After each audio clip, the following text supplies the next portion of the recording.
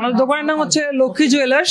তো আমি অনিন্দ বসাক, আর হচ্ছে আমার যে কর্মচারী ছিল ওনাকে 4 বারে ওয়াশ করার জন্য বাইরে পাঠানো হয়েছে। বাইরে পাঠানোর পরে তারা 3-4 বার অ্যাটেম্প করার পরে থার্ড টাইমে অ্যাটেম্পে ওরা আমার ভিতর থেকে ক্যাশের ভিতর থেকে আমার পুরো স্টকের যে বক্স ছিল পুরো বক্সই ওনারা নিয়ে চলে গেছে।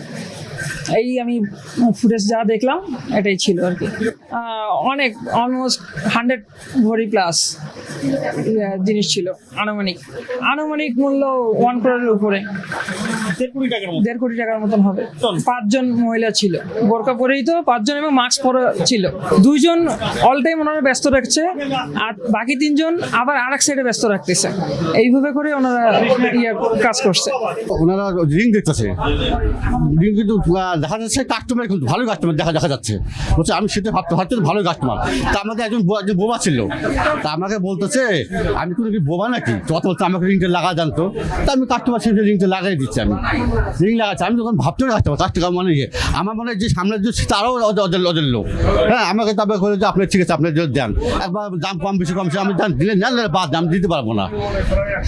তবে আংটি দেখলে আংটিও দেখাইলাম, আমি দেখালাম উনি বলে যে ছুঁয়ে দেন, আমি ছুঁয়ে দিই, ছুঁয়ে সব কিছু ছুঁয়ে দিচ্ছি। ছুঁয়ে এমন যা ছুঁড়ছে বলে আমার কোনো কম্পকে ইয়ে না তো। তারপরে এই লোকটা আমার লকেটে এত ওনার একটা লোক মনে হচ্ছে ওনাদের লোক লকেট দেখছে, আমি ওখানে লকেটে দেখাতে চাইছি। আমি কিন্তু মাল কিন্তু ঠিক জায়গায় ছুঁয়েছি। উনি দেখছে, ও দেখা পড়া হতে উনি দেখছে কি মালটা তোকে দেয়, তো উনি নিয়ে নিচ্ছে ভিতর থেকে। 5-6 জন বোরখা পরে মহিলা আসছিল, আমি ছিলাম না, আমার বড় ভাই ছিল। বড় ভাইকে এই জিনিস সেই জিনিস দেখতে চায়, দেখে ব্যস্ত রাখছিল। রাখাতে এই দিক দিয়ে আমার বাক্স ছিল 2টা সোনার, একে ব্যস্ত রেখে এখান থেকে সে নিয়ে গেছে আর কি। মোটামুটি 80-100 ভরি হবে। সত্য 22 ক্যারেট 21 ক্যারেট ছিল।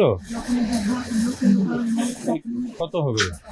100 ভরি 1 কোটি 1.5 কোটির উপরে।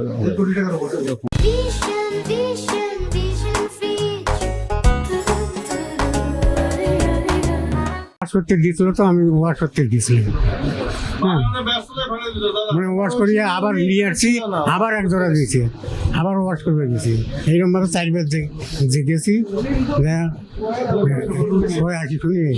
আসলে স্বর্ণের দাম বৃদ্ধির কারণে বিভিন্ন অত্যাধুনিক পদ্ধতির মাধ্যমে আমাদের ব্যবসায়ীদেরকে শেষ করার একটা সংঘবদ্ধ দল এই বাংলাদেশে কাজ করতেছে। বিভিন্ন জেলায়, বিভিন্ন উপজেলায় এই কার্যক্রম চলতেছে। কিছুদিন আগে আপনারা জানেন যে পাকিস্তানি পাসপোর্টধারী এবং স্থানীয় লোকের সাহায্যে আমাদের কয়েকটি আংটি গিলে খেয়েছিল, এবং পরবর্তীতে কিছুটা ক্ষতিপূরণ দিয়ে আমরা সেটা শেষ করছি। কিন্তু এতে আমার ব্যবসায়ী ক্ষতিগ্রস্ত হয়েছে। আর আজকে যেটা আমি ফোনে শুনলাম যে আমাদের লক্ষ্মী জুয়েলার্সের মালিক, তার যে স্টকের যে বক্সটা, সেই বক্সটা বিভিন্ন ধরনের কারসাজির মাধ্যমে, যেমন যে লোকটা ছিল তাকে ওয়াশ করার জন্য পাঠানো হচ্ছিল, উনি দোকানে একা ছিল, এবং ওকে ব্যস্ত রাখার পর এক পাশেই থেকে এই বক্সটা তারা খুব সুকৌশলে নিয়ে চলে যায়। আসলে এখন এই আধুনিক এই যে কারসাজিগুলো আমাদের ব্যবসায়ীরাও, আমরা তো ব্যবসা করি, আমরা তো অন্য চিন্তা ভাবনা করি না। আমাদের সচেতনতা দরকার, আমাদের সিসিটিভির দরকার। সবচেয়ে বড় বিষয় হলো আমাদের বাংলাদেশ গণতান্ত্রিক সরকারের যে প্রশাসনের দিকে আমার আকুল আবেদন, তারা যেন আমাদের এই ভিডিও ফুটেজ দেখে তাদের যে কলা কৌশল বিভিন্ন জেলায় ছবিটা পাঠায়, যে এই ধরনের লোকজনকে যদি আইনের আওতায় আটকানো যায়, তাদের কথোপকথন হয়তো বা আমরা আশা করি এই মাল উদ্ধার করা সম্ভব। সেটি সম্পূর্ণ প্রশাসনের আন্তরিকতার উপর নির্ভর করবে। আমার যেহেতু ব্যবসায়ী ক্ষতিগ্রস্ত হইল, ব্যবসায়ীদের পক্ষ থেকে এটি আপনাদের কাছে আমার আকুল আবেদন, এবং এটা আমার এই বক্তব্যের মাধ্যমে বাংলাদেশের যত জুয়েলার্স ভাই আছে তারাও যেন সচেতন হয়। আর সর্বোপরি যে ব্যবসায়ী ক্ষতিগ্রস্ত হইল তার যেন এই শোকটাতে কাটায় উঠতে পারে, এবং সরকারের কাছে আমি আবারও আশা করি তাদের আন্তরিকতার কারণে যেন আমরা এটি উদ্ধার করতে পারি।